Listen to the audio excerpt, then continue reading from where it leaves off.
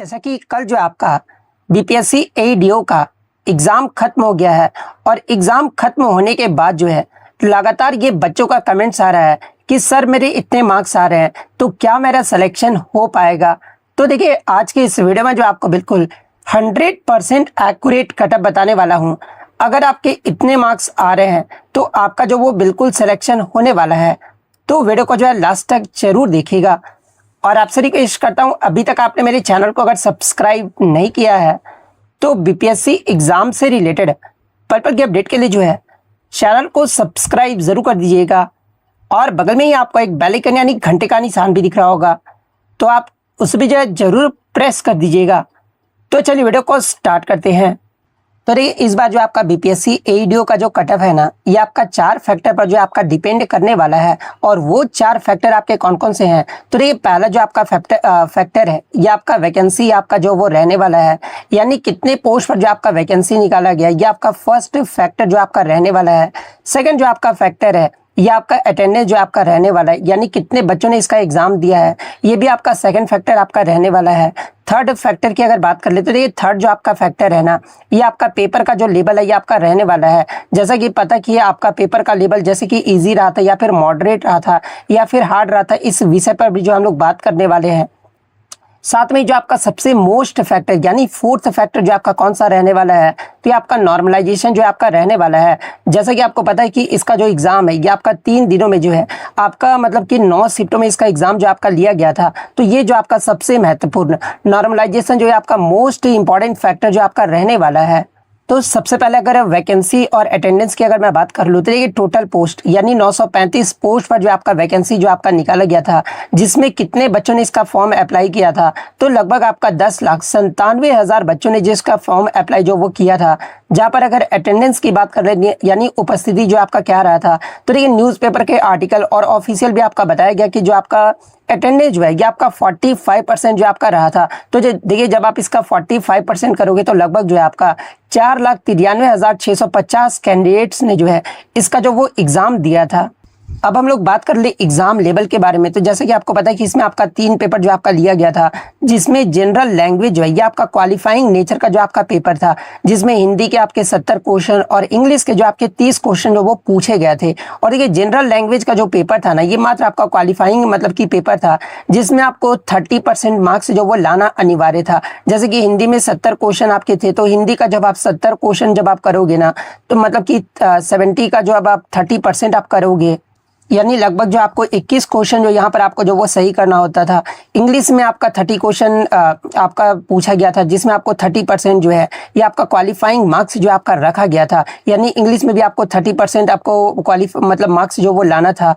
अगर आपका मतलब कि जनरल लैंग्वेज में अगर आप क्वालिफाई नहीं करते हो ना, तब आपका जनरल स्टडीज़ और जनरल एप्टीट्यूड का जो पेपर है वो आपका चेक नहीं किया जाएगा। तो सबसे पहला तो जो क्राइटेरिया था कि आपको जनरल लैंग्वेज में जो है आपको वो पास करना था। हालांकि ये आपका क्वालिफाइंग नेचर का मतलब पेपर था, लेकिन फिर भी आपको जो है इस पेपर में जो वो पास करना जो वो आपका अनिवार्य था। लेकिन जो आपका मेरिट बनेगा ना, आपका जनरल स्टडीज़ और जनरल एप्टीट्यूड के पेपर पर ही जो आपका मेरिट जो वो आपका डिसाइड होने वाला है।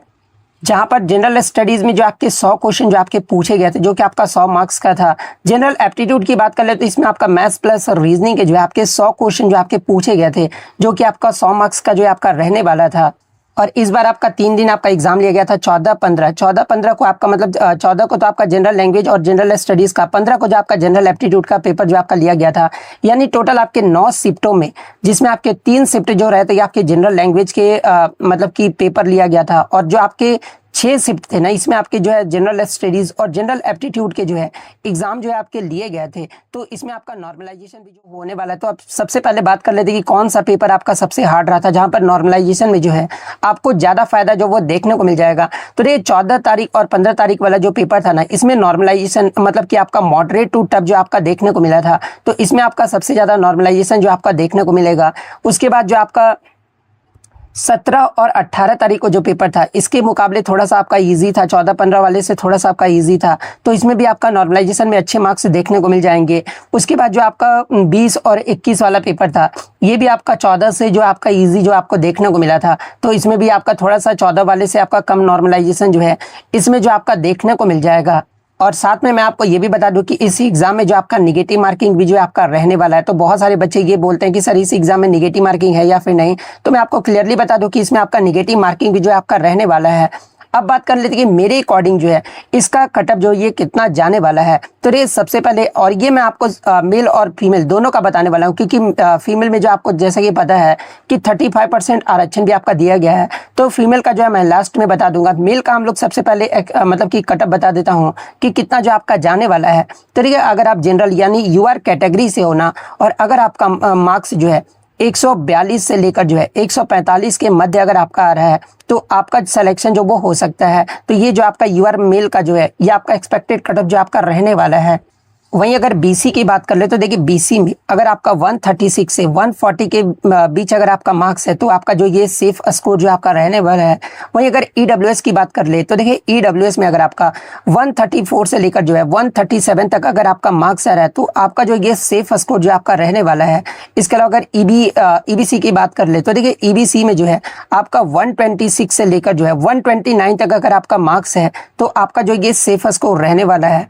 एससी कैंडिडेट्स की अगर मैं बात कर लूँ तो देखिए अगर आप एससी कैटेगरी से हो और अगर आपके मार्क्स जो है ना 120 से लेकर जो है 123 अगर आपके स्कोर आ रहे हैं, तो आपका जो ये सेफ स्कोर रहने वाला है।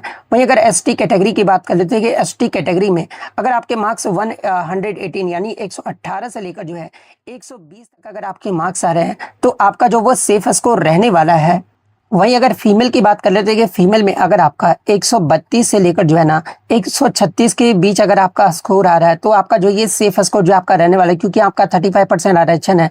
अब बहुत सारे बच्चे ये बोलेंगे कि सर इतना हाई मतलब कि स्कोर नहीं जाएगा। तो देखिए आपने न्यूज़पेपर के आर्टिकल में भी पढ़ा होगा या फिर आपने खुद भी एग्जाम दिया होगा ना, तो ये रियलाइज़ किया होगा कि कहीं ना कहीं थोड़ा सा पेपर में आपका लीक का मामला भी जो वो देखने को मिलेगा। और जहाँ पर पेपर लीक का थोड़ा सा मामला आपको देखने को मिलेगा, वहाँ पर ऑब्वियसली आपने क्या देखा होगा, जो आपका बिहार दरोगा का इस बार जो पेपर हुआ था प्री का, वहाँ पर सारे कटअप जो बता रहे थे वो 58, 59 बता रहे थे, 60 बता रहे थे।